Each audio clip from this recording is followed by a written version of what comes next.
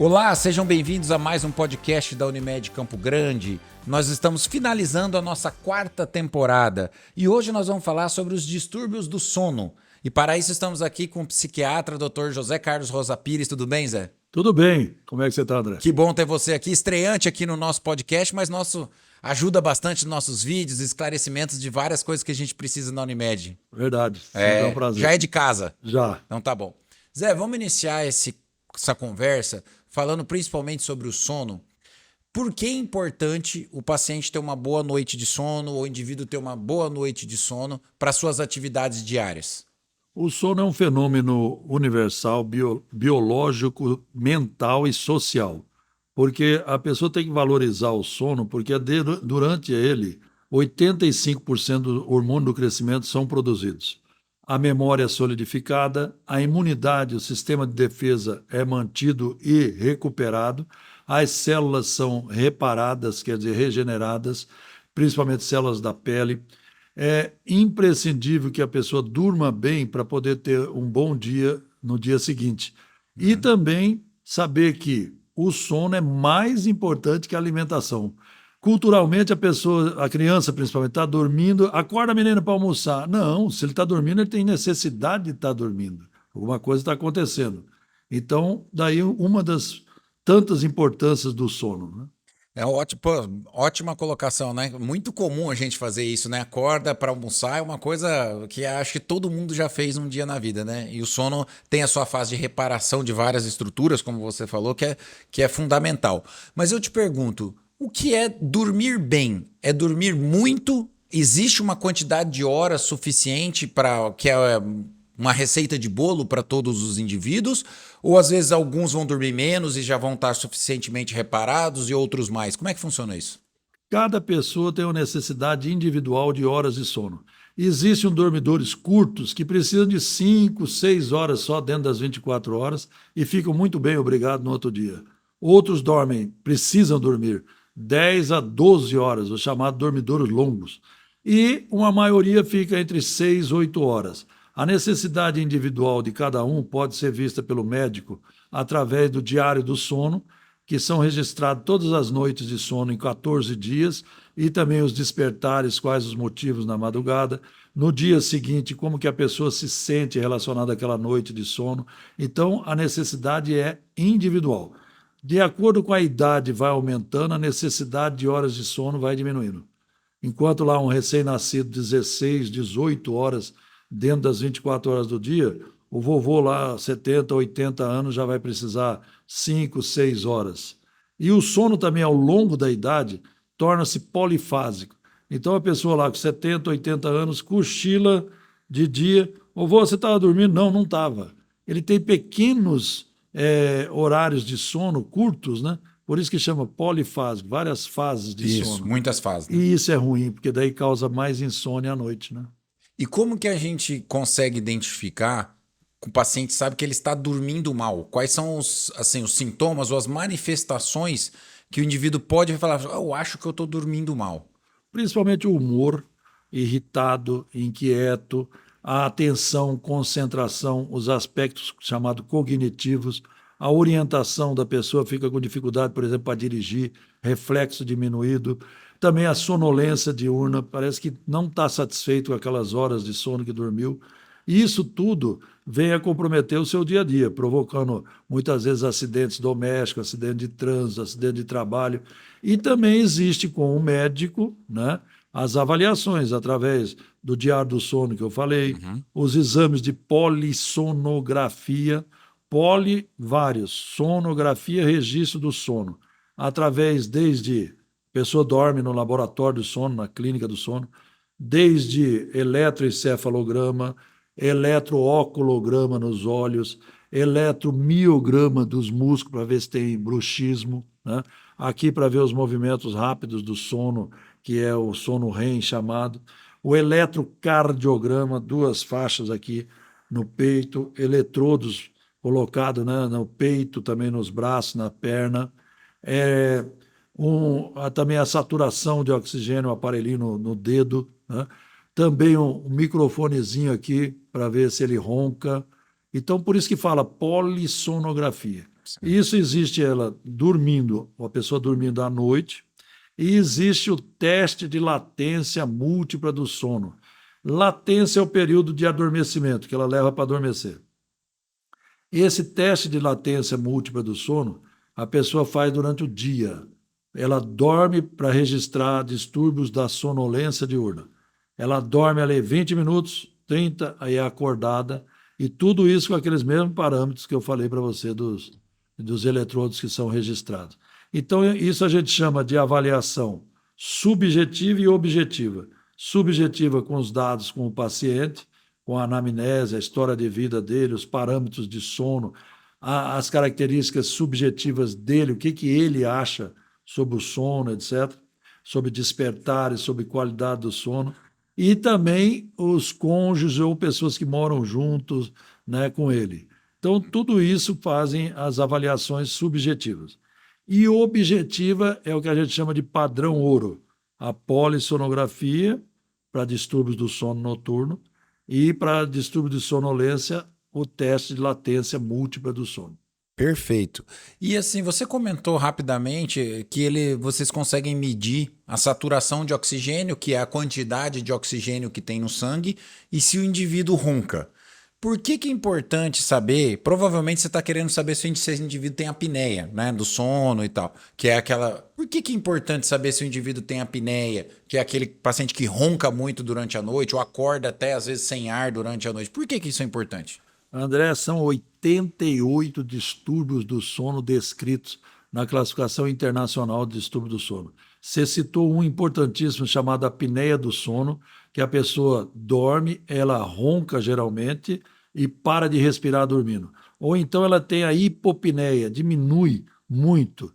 E na polissonografia você vai olhar, ela desperta 100, 160, 200 vezes durante a noite. Então, as ondas do sono mostram que ela despertou e nem ela percebe. Imagine isso durante o dia, porque ela não aprofunda o sono aos estágios chamados 2 e 3, que é o mais profundo, e durante o dia, sonolência diurna, dificuldade de concentração, memória, etc. E orientação. E outros distúrbios ainda. Nós temos os hipertensos noturnos. Então, não só o mapa, né, o exame que avalia 24 horas a pressão arterial, tem o Holter, que avalia a arritmia cardíaca, mas também a polissonografia. Detecta os chamados hipertensos noturnos, a gente complementa com o mapa e o Holter, mostrando que o cara dorme. Olha que coisa interessante, para não dizer trágica. A pessoa dorme, durante o dia ele mede a pressão, tudo normal. Aí saturação, tudo normal. Aí quando ele dorme, de acordo com o quadro da apneia e hipopneia dele, ele tem alterações cardíacas, ele tem arritmias cardíacas, fora do sono REM, que muitas vezes pode acontecer, mas nos estágios 1, 2, 3, que a gente chama não REM. Ele tem hipertensão, picos hipertensivos. Existem também, além dos hipertensos e os arrítmicos cardíacos noturnos, só durante o sono, tem também os epiléticos noturnos, pessoa que tem crise convulsiva só dormindo, os que têm crise de pânico só dormindo. Então, o sono é um parâmetro para diagnóstico muito importante para nós médicos, que muitas vezes esquecemos de avaliar. Muitas vezes o médico pergunta só, dorme bem, sim ou não, e pronto. Né? Exato. Mas é muito mais complexo que a gente possa imaginar o que se pode diagnosticar na pessoa dormindo. Existem inúmeros fatores, que eu vou citar um aqui que atrapalha o sono, que é da minha área, que sou urologista, que é o paciente que tem hiperplasia prostática, ele acorda à noite para urinar várias vezes e acaba não dormindo direito. Mas eu queria te perguntar o seguinte, quais são os fatores que atrapalham o indivíduo a dormir, a ter um sono profundo, um sono reparador, que a gente chama, né? Existem uma série de fatores, um deles são algumas doenças, mas eu queria que você comentasse quais são os principais e até aqueles que a gente pode mudar, que a gente pode modificar, que são os mais importantes. Muito bem.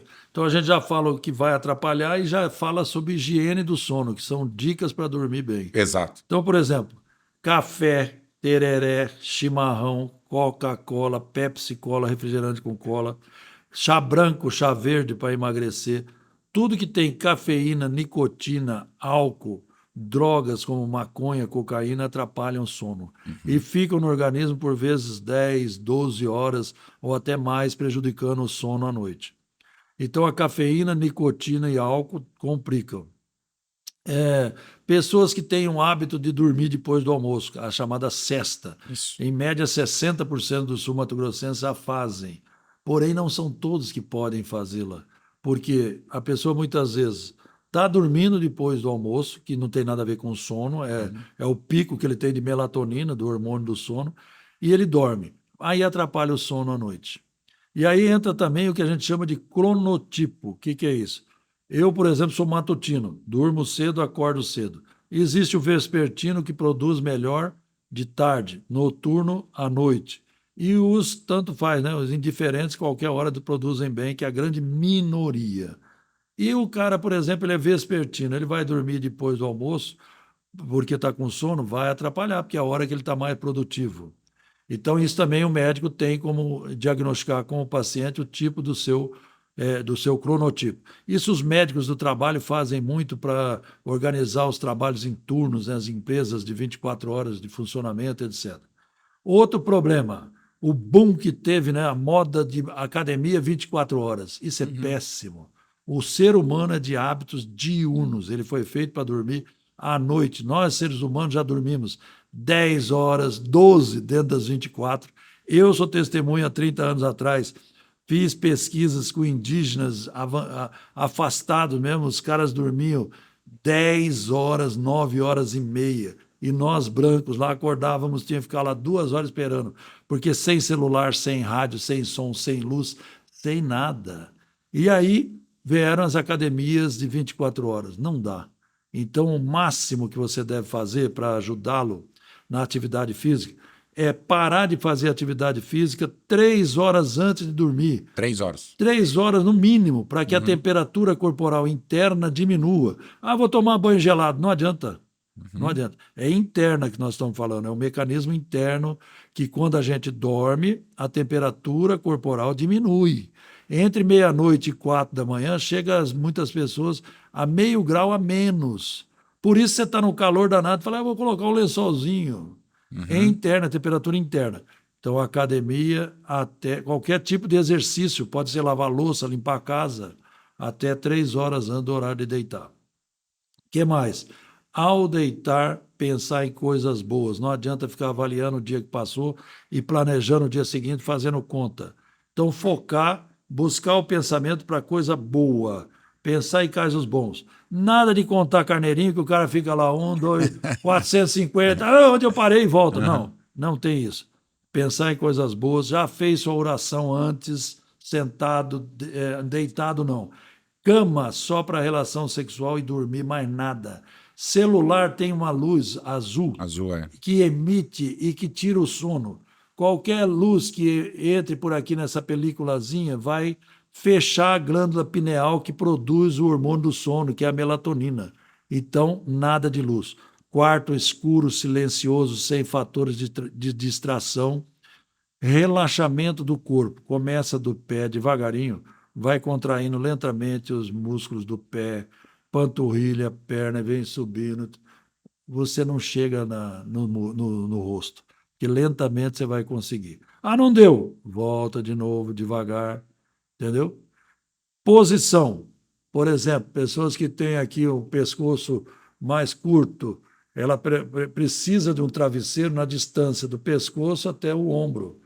Qual posição a que você se adequa melhor? Chegou no hotel, na casa dos outros, deita um pouquinho na cama para se acostumar durante o dia, não para dormir, mas porque à noite você vai estar mais adaptado. E tem o sono como, na mitologia grega, como algo sagrado. Hipnos era deus do sono. Sim. Por isso o termo hoje hipnóticos, remédio para dormir. Por falar nisso, nada de automedicação. Isso que eu ia comentar agora, queria entrar nesse detalhe. A gente hoje sabe que está vivendo no mundo, não só no Brasil, no mundo, uma epidemia dos hipnóticos, dos agentes indutores do sono. Eu queria que você passasse assim para a gente qual é a técnica segura para o paciente dormir melhor primeiro e quais os riscos que ele corre em tomar remédio indutor do sono sem a devida orientação médica. Muito bem. Eu vi que você também colocou no roteiro a questão da leptina, que é o hormônio da saciedade. Então, à noite, comer comidas leves, nada de comida pesada, porque o fluxo sanguíneo cerebral aumenta 12% e diminui para a digestão, Uhum. né? Medicação. Se a pessoa toma um remédio, ela muda isso, não torna mais fisiológico, natural. E outra, existe o que a gente chama de farmacocinética e farmacodinâmica.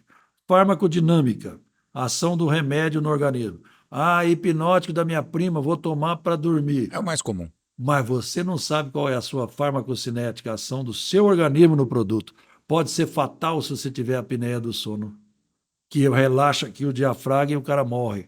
Aquela que o cara para de respirar dormindo só induz, né? Sim. Cutuca. Então, nada de automedicação. Ah, vou tomar valeriana, é natural. A valeriana pode ser cardiotóxica em quem tem propensão, quer dizer, tóxica ao coração. Uhum. Não tome nada. Muitas pessoas falam, ah, isso é alergia? Parece, semelhante o mecanismo, como quem não pode comer, por exemplo, camarão e tem E pega alergia e vai lá alergia. e come, tem um choque, pode ser até morrer, choque anafilático. Então, hipnótico somente com prescrição médica, aliás, qualquer medicamento, né? E existem pesquisas falando que eles se equiparam, não passam, mas equiparam antigripais e analgésicos, tamanho as vendas. E olha que absurdo, há hipnóticos que só no Brasil são prescritos com receita carbonada, em outros lugares seria validade aqui da Azul, Sim. entendeu? Não vou citar nomes, mas Uhum. moléculas, posso dizer que aí as pessoas vão entender, as chamadas drogas Zs. Uhum. Não citei só uma, Uhum. Sim. entendeu? E essas Zs está um boom, né? E não pode usar por conta própria. Inclusive, os nomes começam com a letra Z. E outros remédios, os antigamente chamados calmantes, né? Que são os benzodiazepínicos, de outro grupo, que são os tarja preta. Então, equiparem vocês que nos ouvem os tarja preta com as drogas Zs, com a valeriana, com a melatonina, que está um boom, que não é qualquer um que pode tomar. Aliás, melatonina é para regular o ritmo biológico, quando o cara vai daqui para a Alemanha, para o Japão. Não é para ir para dormir, não é hipnótico, Uhum. não. Então, isso é muito importante. E o que a gente vê, queria que você comentasse também, além do paciente usar sem uma indicação médica, ele pega, como você citou muito bem, do primo, do amigo, porque ele acha que aquilo vai ser bom para ele também. Queria que você comentasse um pouco se esses indivíduos eles vão desenvolver depois uma piora e uma dependência desse tipo de medicação. E se ele precisa, às vezes, de doses cada vez mais altas para dormir, dependendo se ele não resolve o problema de base dele do sono. E isso é um perigoso, porque ele pode entrar numa dependência da medicação. Pode. O que a gente chama de dependência é a pessoa ter tolerância e abstinência. O que é Uhum. tolerância? O aumento progressivo da dose para ter os efeitos anteriormente adquiridos. Então, eu tenho um paciente que foi encaminhado para um tratamento numa clínica de desintoxicação, a mesma para cocaína, drogas, Sim. né? 120 comprimidos por dia, por noite, Nossa. de uma dessas drogas Zs, a primeira a ser fabricada. Quer dizer, é muita coisa, né? Assim como clonazepam e outros remédios, que muitas vezes não são hipnóticos, mas são usados como tal, mas são ansiolíticos, né? O clonazepam, alprazolam, por exemplo, bromazepam, são Uhum. ansiolíticos, benzodiazepínicos. Então, e o outro perigo da dependência, além da tolerância, o aumento progressivo da dose para ter o efeito anteriormente adquirido, temos também a abstinência, que a pessoa sente falta e ela faz qualquer coisa para poder conseguir aquela droga para poder dormir. Porque é mais rápido, mais fácil nesse mundo do imediatismo, né? Eu tive um paciente uma vez que ele falou para mim que se ele não tivesse o comprimido na carteira, ele não conseguia sair de casa. Olha aí, Olha o nível. a dependência. Mesmo que ele não precisasse usar, Sim, mas aquilo era tão que ele precisava ter segurança, que se ele precisasse usar por algum motivo, alguma coisa, ele tinha que ter. estava ali. Não viajava sem, não andava sem, não saía de carro sem. E isso é isso que a gente já considera um nível de dependência, né? E uma coisa, a dependência ela é física, psicológica, social ao mesmo tempo. Não Uhum. tem esse negócio de falar, ah, eu sou dependente de café, dependência psicológica. Não, é física. O cara que não toma café há um, 2 dias, ele fica com dor de cabeça, etc. Né? E uma coisa importante que as pessoas têm que entender: cada um tem uma quantidade de minutos, segundos para pegar no sono. Com esse calorão todo, vai demorar mais, gente. Não adianta ficar tomando banho gelado, tá? O Uhum. banho é morno só, calma, certo? Refresca o ambiente, vai demorar mais. Mas o mundo do imediatismo, tudo na hora, o que, por exemplo, no tempo frio você adormece mais rápido, Sim. dorme mais, no calor é natural. É. Os próprios antigos falavam, né? Tá um tempinho bom para dormir, né? Olha Porque aí. tava frio, não é? É essa sapiência, né? Sapiência. É. Outra coisa, por exemplo, a gente vê muito, às vezes o executivo que chega às vezes em casa e vai responder e-mail, ou o pior, né? As crianças hoje utilizando celular e tablet até na hora de dormir. Eu já vi que até umas que dormem com o tablet em cima delas, né? Ou o celular, carregar o celular também ao lado da cabeceira para toda hora ficar olhando, né? Qualquer notificação. Acho que isso aí é uma coisa que a gente tem que bater, falar bastante. É difícil, porque é um hábito hoje em dia, infelizmente, do ser humano, né? Mas que a gente tente tirar isso de qualquer forma, principalmente para os pacientes que dormem mal, né, Zé? É verdade. Coloca o seu celular para carregar lá na cozinha e não vai lá durante a noite. Desligue a televisão, aquele stand-by, aquela luzinha vermelha, tira. Ah, não dá para tirar, algum motivo? Pega uma fita, alguma coisa preta, põe em cima para tirar aquela luminosidade. Quarto escuro para que a melatonina, né, possa ser produzida mais rápido e mais fácil. Agora, repito, o tempo de latência que é para pegar no sono, cada pessoa tem o seu, e com o calor demora. Esse imediatismo, essa correria do dia, não vai resolver. E vai piorar se acordar e olhar celular, tablet. E qual o tempo que eu falo para os pais, e também vale para todo mundo? No mínimo, eu falei 3 horas a questão da atividade física, o celular 4. 4 horas. Então, 1 hora a mais que a atividade Porque física. essa luz azul. Tanto é, existe um tratamento contrário. Por exemplo, essa luz que nos ilumina aqui, que é uma luz de 10 mil lux, existe um tratamento com luz para pessoas que têm sonolência diurna. E aí, essa luz, que parece aquelas de batizado, que o cara vem em cima filmando e tal, que é dessa que estamos aqui, ela faz com que a pessoa, por fechar a pineal, não produzir a melatonina, ela desperte. Então, quer dizer, 4 horas antes a gurizada de deitar, 18 horas já era celular, tablet, computador. Se quiser ter um bom sono, produzir o hormônio do crescimento, não dormir na aula no outro dia. Isso é fundamental. O desempenho escolar é afetado também pelo Sem sono, dúvida, né? sem dúvida. Sem dúvida. Bom, para os pacientes, para a gente já estar caminhando para o nosso final, para aqueles pacientes que têm problema para dormir, e você fez um diagnóstico que ele tem um problema realmente do sono, o que você. Claro que o tratamento é individualizado, mas em linhas gerais, o que o médico pode fazer para ajudar o paciente? Bom, primeira coisa, o paciente tem que ter paciência, e eu lembro, quando eu faço uma comparação aqui, os remédios que o médico que vai avaliar o seu sono, que vier ali passar, os tratamentos, etc. Calma, você já fez tratamento, por exemplo, um analgésico que não deu certo, trocou uma ou duas ou três. Correto. Antibiótico também existe até o antibiograma, né? Pois eu digo para você, chegou a pessoa, por exemplo, com um distúrbio do sono, e ela precisa de um tratamento, vamos supor, apneia do sono. Ah, está indicado um BiPAP ou CPAP, que são aparelhos para respirar melhor. Ela vai alugar para até se adaptar, vai fazer a locação até que ela venha comprar. Beleza. Ele vai pedir para você emagrecer se você estiver gordinho, com o pescoço gordo, etc. Também vai ter que ter paciência. Não se automedique, tenha paciência e confie no médico. Muitas vezes é um quadro ansioso, depressivo. A gente troca de 2 a 3 vezes até acertar um antidepressivo, por exemplo. Por quê? Devido à farmacocinética da pessoa, né? De que ela vai responder ou não àquele medicamento. E paciência. Psicoterapia, que é muito indicada muitas vezes, meditação, yoga, atividade física. Mas eu não gosto de atividade física. Eu também não gosto, mas faço por necessidade. É um santo remédio, até no máximo 3 horas antes de dormir. Importantíssimo, o diagnóstico do distúrbio do sono não é de uma hora para outra, é lento o processo. E a pessoa, tendo o seu diagnóstico, ela vai poder tratar. É muito satisfatório quando ela fala, puxa, finalmente eu descobri o que é dormir bem. Ou o contrário, finalmente eu estou conseguindo ficar numa aula sem dormir, numa reunião, porque pouca gente conhece a chamada narcolepsia, que é um distúrbio do sono, que ele dorme em qualquer lugar, tipo uma crise epilética que ele não tem controle, né? E o tratamento é feito após um exame, avaliação, aquele teste de latência múltipla, e dá-se o remédio e a pessoa vive bem, obrigado. Siga as orientações dietéticas, sem cafeína, nicotina, álcool, que o médico vier a falar, que também são imprescindíveis. Muitas vezes, interação de remédio. O médico vai falar, traz a lista dos remédios que você toma. É importante levar tudo. Muitas vezes você pergunta, toma algum medicamento de uso contínuo? Não. Aí a pessoa, mas nenhum anticoncepcional? Ah, sim, anticoncepcional sim. Anticoncepcional é remédio, analgésico é remédio, tem que informar o médico. Zé, muitíssimo obrigado. Sim, esclarecedor demais. Acho que todos nós aprendemos muito hoje sobre os distúrbios de sono. Já deu todas as dicas pra gente. E se você gostou, nos dê um like, inscreva nos canais, siga-nos nas redes sociais. Até a próxima.